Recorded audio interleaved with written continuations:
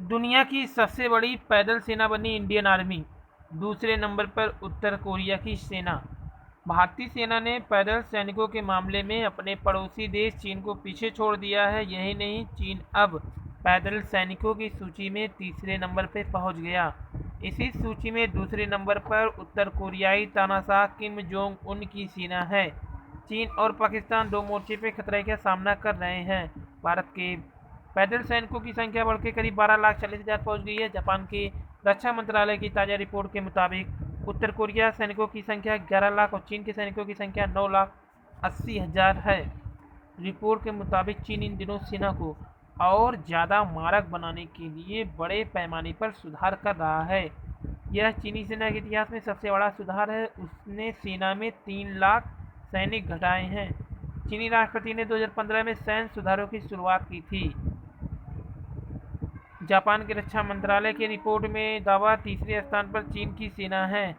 भारत का दक्षिणी एशिया में अच्छा प्रभाव है। जापान रिपोर्ट में कहा है कि 1.3 अरब की आबादी वाले भारत का दक्षिणी एशिया में अच्छा खासा प्रभाव है।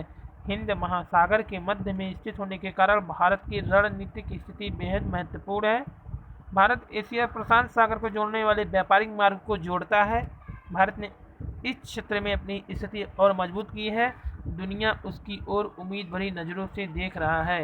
यानी भारतीय सेना अब दूसरे नंबर पर उत्तर कोरिया की सेना है, जो कि भारत की सेना सबसे बड़ी सेना बन गई है।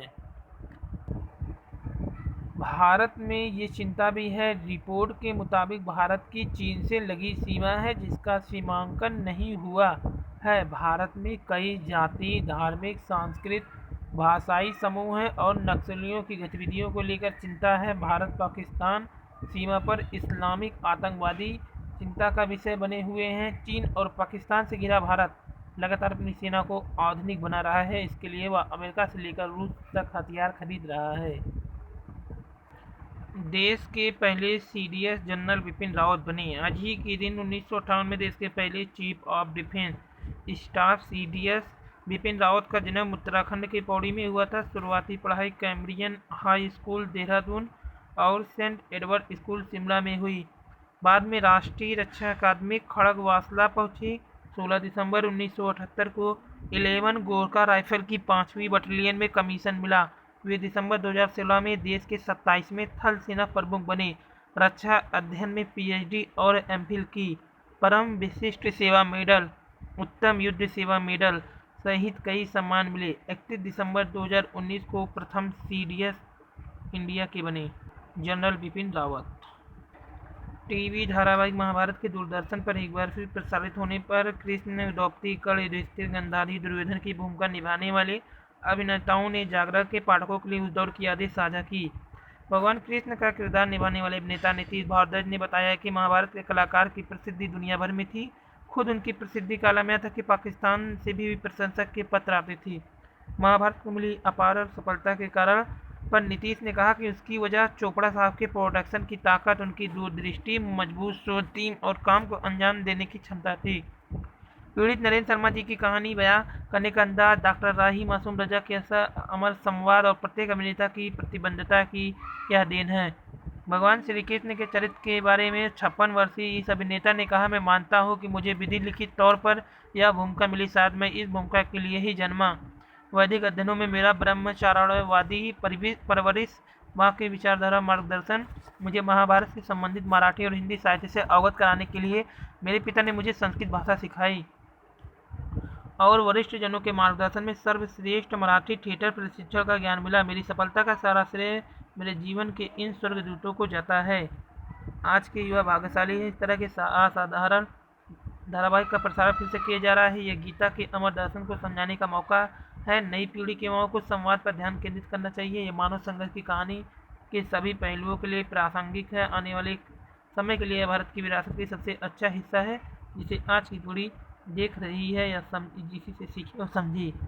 चीरहरण की शूटिंग के दौरान था बुखार। बी.आर. चोपड़ा कृत महाभारत के बाद इसे लेकर कई और टीवी धारावाहिक बने, लेकिन उतनी लोकप्रियता सफलता किसी को नहीं मिली। आखिर इसमें क्या बात थी? इस प्रश्न पर रूपा गांगुली, जिन्होंने पंचाली की भूमिका की थी और वर्तमान में राज्यसभा सांसद, ने कहा, पहले तो इसका संवाद बहुत सशक्त प्रमाणित था। उनके माध्यम से गहन ज्ञान प्राप्त होता है था, जो लोगों को अच्छा लगता था। शूटिंग से जुड़ी यादें साझा करते हुए रूपा ने बताया कि जब चिरहरण वाला एपिसोड की शूटिंग होनी थी तो मुझे 104 डिग्री बुखार था, लेकिन फिर भी मैंने शूटिंग पर जाने का फैसला किया। 38 घंटे में शूट हुआ था सरसैया वाला सीन। युधिष्ठिर बने गजेंद्र चौहान तब और अब। धर्मराज युधिष्ठिर का किरदार निभाने वाले गजेंद्र चौहान कहते हैं कि महाभारत एक संपूर्ण स्क्रीन रिप्ले था।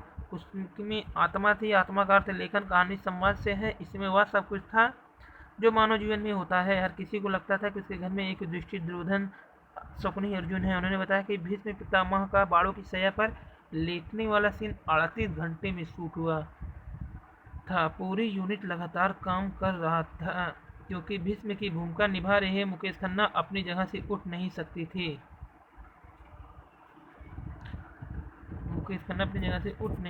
थे। महाभारत ने सिखाया कि क्या करना चाहिए। दुर्योधन का किरदार निभाने वाले पुनीत इसरर का कहना है कि रामायण महाभारत दोनों ही आज के माहौल में सीख देने की बड़ी भूमिका निभा सकते हैं। दुर्योधन का जो वर्चस्व लोगों ने देखा वह इसलिए था क्योंकि मैं बहुत पढ़ता था।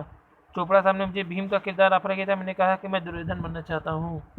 अर्जुन की जगह बन गया कर्ण बने पंकज धीर तब और अब। अंगराज कर्ण का भूमिका निभाने वाले पंकज धीर ने बताया, मैंने अपना कॉन्ट्रैक्ट अर्जुन के रोल के लिए साइन किया था। मुझे बताया गया इस रोल के लिए बीच में मूछें भी काटनी पड़ेगी। मैंने मना कर दिया तो मुझे शो से 4-5 महीने के लिए निकाल दिया गया। फिर चोपड़ा साहब का फोन आया, उन्होंने कहा कर्ण का रोल कर लो, इसके लिए मूछ नहीं काटनी होगी।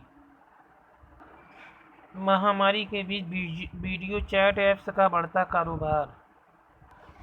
भारत में कोरोना महामारी के कम मामलों के पीछे बीसीजी का टीका का हाथ है। दूसरे देशों की तुलना में भारत में कोरोना के कम मामले होने के पीछे क्या बीसीजी का टीका जिम्मेदार है? भले ही इसका कोई और कारण हो, लेकिन अमेरिका शोधकर्ता मान रहे हैं इसके पीछे बीसीजी टीके की अहम भूमिका है।